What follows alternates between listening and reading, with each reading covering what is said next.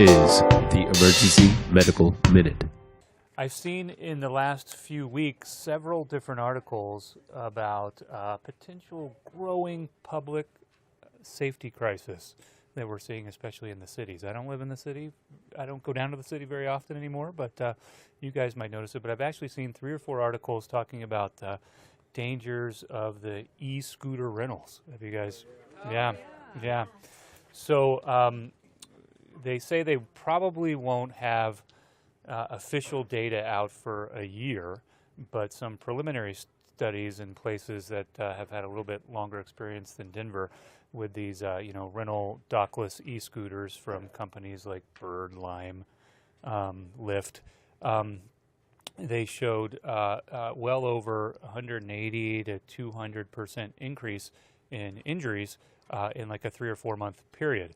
I know anecdotally at PSL and Rose, they've definitely seen increased injuries. At urban emergency department in Utah, they reported something like 8 injuries a year ago over a 2-month period of time from scooters, and it was all from people's personal scooters.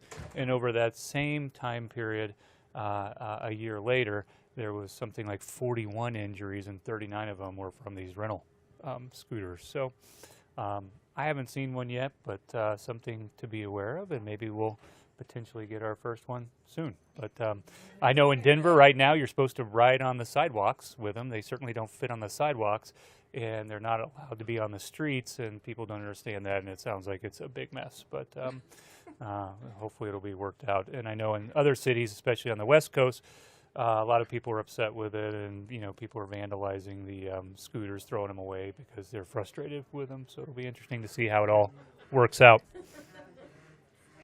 Emergency Medical Minute is and always will be about free medical education. Medicine's most prolific podcast is successful because of our supporters, donors, and of course, our listeners.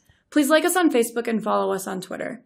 And if you support spreading free medical education, please donate at our website, emergencymedicalminute.com. As always, keep listening.